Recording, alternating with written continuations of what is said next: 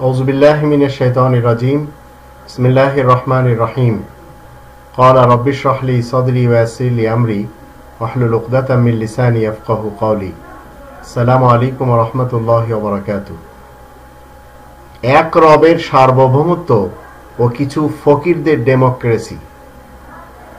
কোরআনের ভিতরে যদি আমরা দেখি ৩৫ নম্বর সূরা ফাতির এর ১৩ নম্বর আয়াতে আল্লাহ বলেন, যালিকুমুল্লাহু রাব্বুকুম লাহুল মুলক, তিনি হচ্ছেন তোমাদের প্রতিপালক, এই পৃথিবীর মালিকানা একমাত্র তারই, সার্বভৌমত্ব একমাত্র তারই। ১৫ নম্বর আয়াতে আল্লাহ বলছেন, ইয়া আইয়ুহান নাসু আনতুমুল ফুকারাউ ইলাল্লাহ, হে মানব সমাজ তোমরা সবাই আল্লাহ তাআলার দৃষ্টিতে ফকির। আল্লাহু হুয়াল গনিয়ুল হামিদ, এবং আল্লাহ হলেন সবচেয়ে বড় ধনী এবং প্রশংসার যোগ্য। পবিত্র কোরআন যদি আপনি এবং আমি একটু স্টাডি করি তাহলে আমরা দেখতে পাই এই পৃথিবী একমাত্র যিনি মালিক এই পৃথিবীর তিনি হলেন আল্লাহ।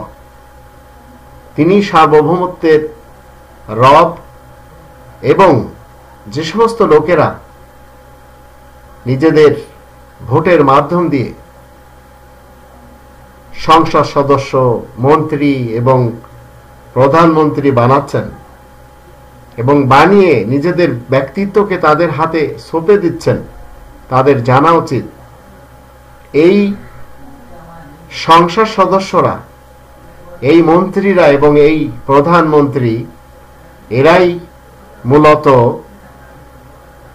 এদের যাদের পক্ষ থেকে ভোট পেয়েছে তাদের পরিচালক হিসেবে কাজ করে।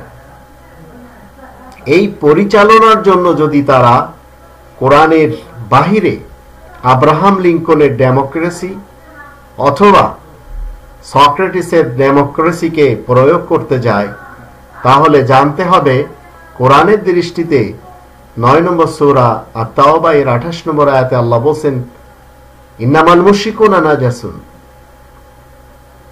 যারা অংশীবাদী মুশরিক তারা অপবিত্র।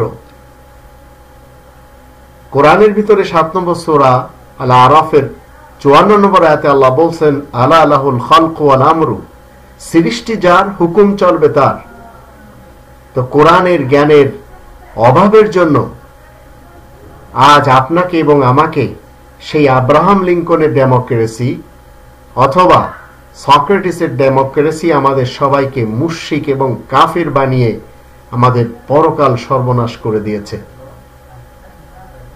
তবে ৫ নম্বর সূরা আল মাইদা এর ২ নম্বর আয়াতে আল্লাহ বলেন, আমরা যারা ভোট দিই, এই ভোট দিতে যে যদি আমরা কোনো খুনিকে, কোনো দুর্নীতিবাজকে, কোনো দুষ্কৃতিকারীকে, কোনো ভ্রষ্টাচার এবং নৈরাজ্য সৃষ্টিকারীকে যদি আমরা ভোট দিই, তাহলে আমরা সবাই তাদের কুকৃতির কারণে পরকালে তাদের সাথে উঠব এবং আমাদের সবাইকে জাহান্নামে যেতে হবে, তাতে কোনোভাবে ক্ষমা নেই।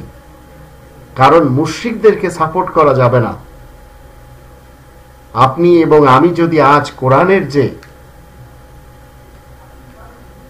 আল্লাহ রাব্বুল আলামিনের পক্ষ থেকে দেওয়া উসুল রয়েছে, সেই উসুল, সেই সংবিধানকে সমর্থন না করে আমরা মানুষের বানানো সংবিধানকে যদি আমরা সমর্থন করি, তাহলে আমরা সবাই মুশরিক হয়ে যাব। কারণ বিচার এবং ফয়সালা কোরআনের ভিতরে রয়েছে, কিভাবে বিচার করতে হবে, ফয়সালা করতে হবে, জনগণের অধিকার দিতে হবে, সেগুলি কোরআনের ভিতরে রয়েছে। এখন যারা কোরআনের বিপরীত মানব রচিত ফয়সালাকে টিকিয়ে রাখার জন্য কর্মচারী হিসেবে কাজ করে যাচ্ছেন, তাদেরও জানা উচিত প্রকৃতপক্ষে মানব রচিত আইন প্রতিষ্ঠিত করতে যারা সহযোগিতা করবে তাদেরকে পরকালে কোনোভাবে আল্লাহ তাআলা মাফ করবেন না।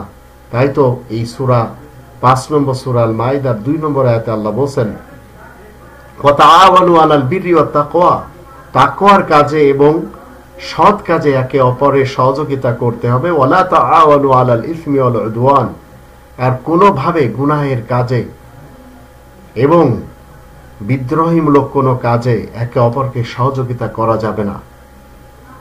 এখন আপনাদের চিন্তা করতে হবে, আপনারা কোরআনের ডেমোক্রেসি যা আল্লাহ তাআলার পক্ষ থেকে দেয়া সেটি মানবেন, না আব্রাহাম লিঙ্কনের অথবা সক্রেটিসের ডেমোক্রেসিকে মানবেন, না কমিউনিজমকে মানবেন, না সোশ্যালিজমকে মানবেন।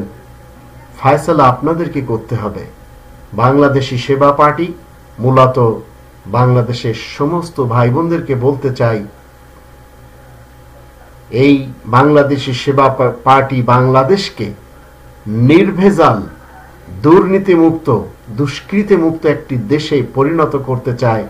তাই তারা সবাইকে দাওয়াত দিচ্ছে, আপনারা সবাই বাংলাদেশি সেবা পার্টির সাথে অন্তত জোড়ে থেকে এই 5 নম্বর সূরা আল মাইদার 2 নম্বর আয়াতের একটি অংশে আল্লাহ তাআলা বলছেন যে তোমরা একে অপরকে সহযোগিতা করো ভালাইয়ের কাজে, নেকির কাজে। আর কখনো তোমরা সহযোগিতা করবে না যারা এই পৃথিবীতে ফাসাদ করছে, দুর্নীতি করছে, দুষ্কৃতি করছে। অন্যথায় পরকাল শেষ হয়ে যাবে। তো আপনাদের যদি পছন্দ হয়, আপনারা নিজেদের বিবেকের কাছে একটু জিজ্ঞেস করে দেখুন বাংলাদেশি সেবা পার্টিকে সমর্থন করা যায় কিনা।